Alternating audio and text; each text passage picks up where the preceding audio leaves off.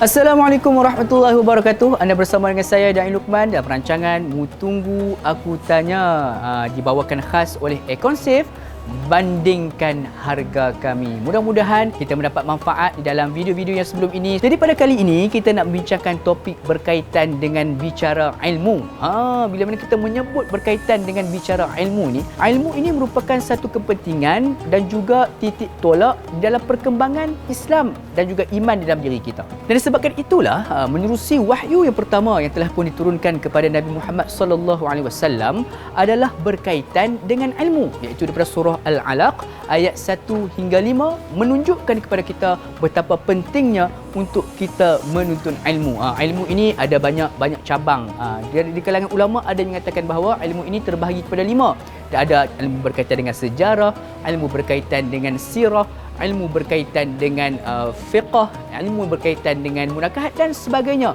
Jadi sebabkan itulah kita perlu menuntut ilmu agar kita dikeluarkan daripada sifat bodoh ataupun jahil di dalam diri kita ini. Jadi sudah semestinya bila mana kita menyebutkan tentang ilmu ini, sudah semestinya banyak soalan-soalan yang ingin mendapatkan jawapannya daripada sahabat-sahabat penonton sekalian. Jadi jom kita lihat soalan yang pertama daripada sahabat penonton kita. Jom sama-sama kita saksikan. Boleh Ustaz share sikit, adakah adab menuntut ilmu secara online ni sama ke dengan adab menuntut ilmu secara fizikal? Satu soalan yang menarik ialah di dalam kita berada di dalam zaman ataupun suasana COVID sekarang ini, sudah semestinya ada daripada kalangan kita ni yang rasa khawatir untuk melakukan pembelajaran secara fizikal.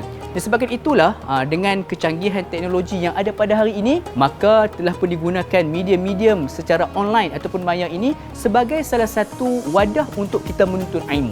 Bila mana kita menyebutkan tentang adab, sama adakah ada perbezaan di antara adab kita nak menuntut ilmu secara online ataupun fizikal ni?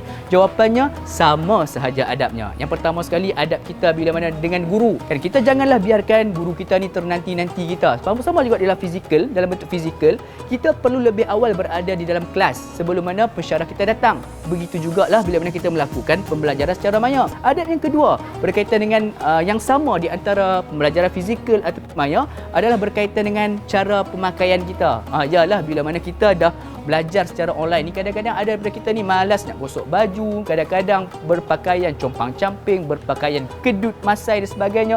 Jadi kita ni sebagai seorang student yang nak mendapatkan keberkatan ilmu daripada guru kita perlulah berpakaian kemas. Jadi oleh itu kita perlu jaga adab yang kedua, iaitu berpakaian ataupun cara kita berpakaian. Seterusnya sama juga di antara pembelajaran secara fizikal ataupun maya, pastikan kita sentiasa membuat catatan di dalam kita mengambil ilmu tersebut. Sebab kita ni bukanlah seperti mana ulama-ulama yang terdahulu yang ingatan mereka itu terlalu kuat ataupun ingatan mereka itu kuat. Kita ini mungkinlah daripada generasi sekarang ini, ingatan kita ni tidaklah sekuat mereka, maka kita perlu lakukan catatan setiap ilmu yang kita dapat daripada guru-guru kita. Itulah di antara persamaan di antara adab pembelajaran kita sama ada fizikal ataupun maya. Mudah-mudahan terjawablah soalan daripada penanya kita. Jom kita beralih dengan soalan yang kedua.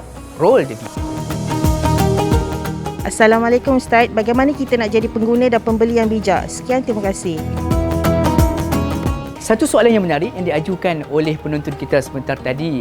Cara bagaimana? Sebab itulah berkait juga dengan topik yang kita bincangkan pada hari ini berkaitan dengan bicara ilmu.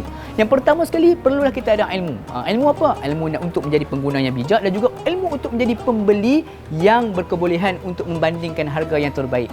Oleh itu, yang pertama sekali lah sebagai pengguna atau pembeli, sebelum mana kita nak pergi ke pasar raya ataupun ke mana-mana sahajalah tempat yang kita nak membeli belah ni, pertama sekali pastikan kita buat senarai semak ataupun list barang apa yang kita nak beli tu.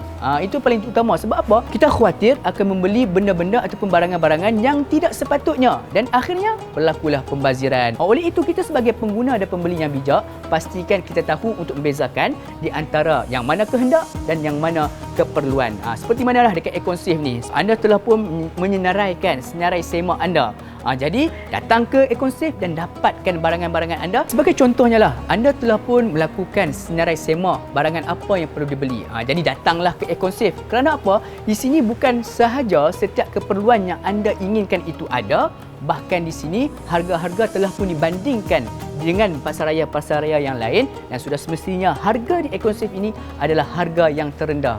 Bukan sekadar kita ini menjadi seorang pengguna yang tahu membezakan keperluan dan juga kehendak, kita juga perlu menjadi seorang pengguna dan juga pembeli yang memilih barangan dengan harga yang terendah tetapi kualiti masih terjamin. Jadi insya-Allah dengan datang ke Econsave anda akan dapat barangan-barangan tersebut dengan harga yang terendah.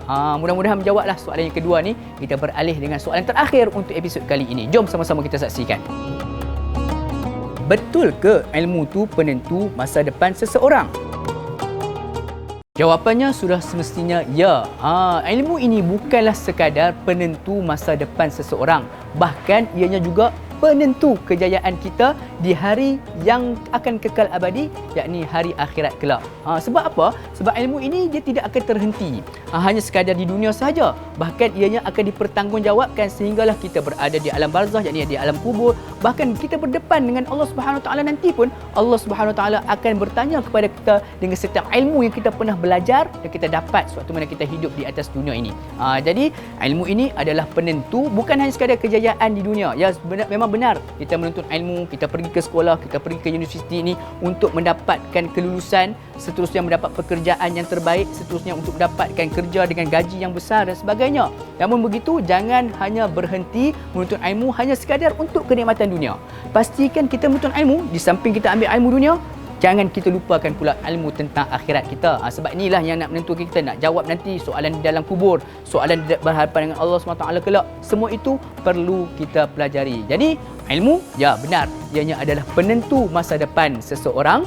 Mudah-mudahan terjawablah soalan yang terakhir untuk episod kali ini dalam rancangan Mu Tunggu Aku Tanya. Jadi sila betul sekalian, seperti biasa, jangan lupa untuk like, komen, share dan juga subscribe channel kita. Mudah-mudahan mendapat manfaatnya bukan hanya untuk diri kita saja, bahkan untuk orang-orang yang berada di sekeliling kita. Akhirul kalam, saya Daniel Luqman. Assalamualaikum warahmatullahi wabarakatuh. Mu Tunggu Aku Tanya.